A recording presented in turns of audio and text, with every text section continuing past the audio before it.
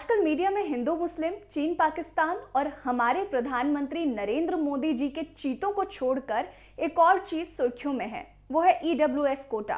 पिछले कुछ दिनों से देश और सुप्रीम कोर्ट में घमासान मचा हुआ था। मुद्दा सिर्फ एक था, वो है ईडब्ल्यूएस कोटा। आज हम बात करेंगे ईडब्ल्यूएस कोटे की। आखिर क्या है ईडब्ल्यूएस कोटा? क्या ये ईडब्ल्यूएस कोटा संविधान के मूल ढांचे के खिलाफ है?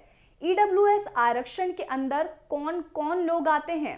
आमतौर पर जब भी हम रिजर्वेशन का नाम सुनते हैं तो सबसे पहले हमारे जहन में आता है एससी, एसटी और ओबीसी। लेकिन फिर एक बड़ा सवाल उठता है कि क्या भारत में सिर्फ जाति के आधार पर आरक्षण बांटा गया है? जिसका जवाब अगर हम 2019 से पहले देते तो शायद जवाब हाँ में होता, लेकिन अगर आज की तारीख में हम इसका जवाब दें तो इसका जवाब ना में है। क्योंकि 2019 में नरेंद्र मोदी की सरकार ने आर्थिक तौर पर पिछड़े लोगों के लिए यानी कि जनरल कैटेगरी के गरीब लोगों के लिए 10% आरक्षण देने के लिए संविधान में एक संशोधन किया था, जिसे लेकर आज तक सुप्रीम कोर्ट में बवाल मचा हुआ है। बवाल क्या है ये बाद में समझेंगे। इससे पहले ये समझ लेते हैं कि आखिर ये ईडब्ल्यूएस कोटा है क्या। ईडब्ल्यूएस कोटा यानी कि इकोनॉमिकली वीकर सेक्शन, जिसके जरिए सरकार स्वर्ण समाज के गरीब लोगों को भी सरकारी संस्थानों से लेकर निजी संस्थानों तक 10% आरक्षण देगी। यानी कि सरकारी तो सरकारी, इसके तहत प्राइवेट में भी आपको एक आरक्षण दिया जाएगा। इस आरक्षण में सिर्फ जनरल कैटेगरी के गरीब लोग आएंगे।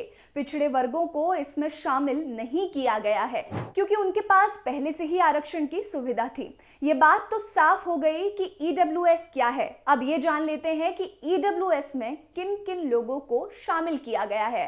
इस ईडब्ल्यूएस कोटे में जनरल कैटेगरी के उन लोगों को शामिल किया गया है जिनकी सालाना आमदनी 8 लाख से कम है, या फिर ग्रामीण क्षेत्र में जिनके पास 5 एकड़ से कम जमीन है।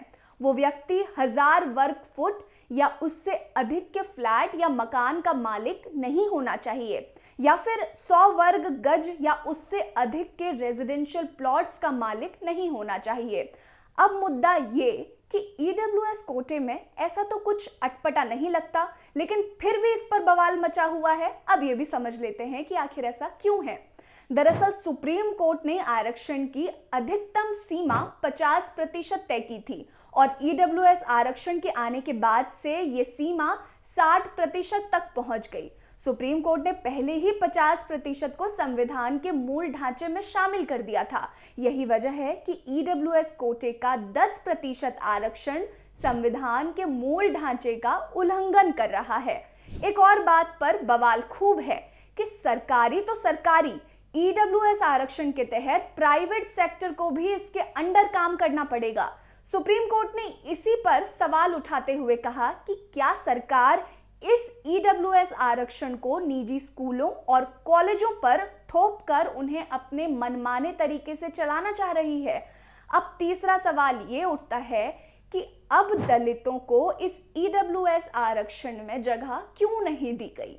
इस सवाल के जवाब में सरकार ने तर्क ये दिया कि दलितों को पहले से ही आरक्षण की सुविधा मिली हुई है, जिसमें ओबीसी 27% है, एससी 15% है और एसटी 7.5% है। हमेशा से ही आरक्षण का आधार सामाजिक रहा है, लेकिन इस बार ये आर्थिक आरक्षण शायद कुछ नया करे। लेकिन सवाल अभी भी यही है कि क्या सुप्रीम कोर्ट द्वारा ये कोटा खत्म कर दिया जाएगा या इकोनॉमिकली वीकर सेक्शन यानी कि आर्थिक रूप से कमजोर जनरल कैटेगरी के गरीब लोगों को यह आरक्षण दिया जाएगा। ये बात सरकार के ऊपर डिपेंड करती है और ऑब्वियसली ये बात सुप्रीम कोर्ट के ऊपर डिपेंड करती है। लेकिन आपको क्या लगता है, क्या ईडब्ल्यूएस कोटे के अंदर दलितों को आरक्षण मिलना चाहिए? क्या ईडब्ल्यूएस कोटे को लाकर सरकार प्राइवेट संस्थानों पर अपना हुक्म चलाना चाहती है? क्या ईडब्ल्यूएस कोटे से संविधान के मूल ढांचे पर असर पड़ा है? क्या उसकी गरिमा टूटी है? इसका जवाब आप हमें कमेंट बॉक्स में जरूर दीजिएगा। और अगर आपको ईडब्ल्यूएस कोटा समझ आया हो तो कमेंट सेक्शन में कमेंट करके जरूर बताइए कि वीडियो कैसा लगा, और इस वीडियो को ज्यादा से ज्यादा शेयर करिए। बने रहिए हमारे साथ। नमस्कार।